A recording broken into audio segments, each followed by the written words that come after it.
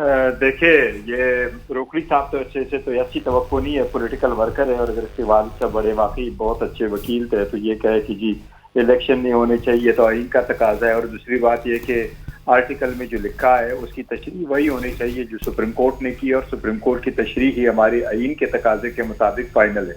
लेकिन एनीवे ये इंटाइटल है अपनी ओपिनियन का। जहाँ तक खान साहब की डिस्क्वालिफिकेशन का ताल्लुक है तो मैं आपको बताऊं, जो जजमेंट आई थी ट्रायल कोर्ट की उसमें डिस्क्वालिफिकेशन कोई नहीं थी, और वो सिर्फ और सिर्फ 3 साल सजा और 1 लाख रुपए फाइन है।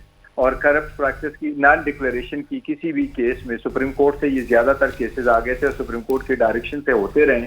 वो 2010 से ऑनवर्ड्स आए थे, और जितने भी केसेस हुए हैं उनमें कभी भी कोर्ट ने ये नहीं कहा कि ये मॉरल टर्पिट्यूड का केस बनता है या ये आर्टिकल 63(1)H का केस बनता है। मैं समझता हूँ इलेक्शन कमीशन ने जो इस पे 63(1)H अप्लाई किया है वो गलत किया है। जितने भी केसेस पहले हुए थे उसमें सुप्रीम कोर्ट का कहना ये था कि 62(1)F में वो केसेस आएंगे जिसके खिलाफ एविडेंस रिकॉर्ड हुआ हो और चार्ज फ्रेम हुआ हो, एविडेंस मनी आप ये नहीं कहना चाह रहे कि वो नायल नहीं है? मैं सिर्फ एक एक्सप्लेनेशन करता हूँ, मैं ठहरा, हमें सिर्फ 1 मिनट दे जी।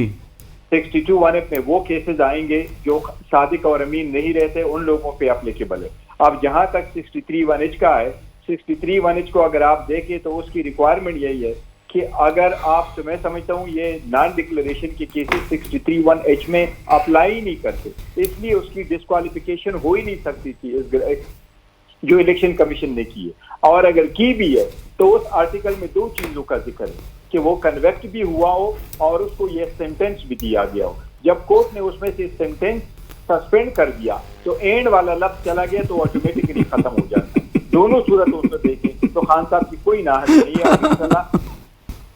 देखे, अल्लाह अकबर, अल्लाह अकबर।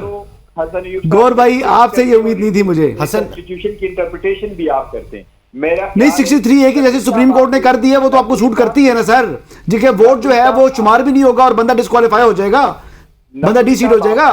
बस ठीक है, ठीक है, ठीक है। आपको ही चाहिए नकवी साहब, आपको चाहिए, आपके ऊपर एक ऑब्लिगेशन है on behalf of your viewers कि जब ऐसी इशू आ जाए तो बजाय इसकी कि आप ऐसे कंटेक्स्ट में ले लें, आपको चाहिए कि इंडिपेंडेंट लीगल एक्सपर्ट की ओपिनियन ले ले। जस्ट कॉल राइट, अब गम्स यूनिवर्सिटी के लॉ प्रोफेसर को अभी कॉल कर लो and take it on board. Makhdoom Ali Khan साहब से रब्ता कर लें।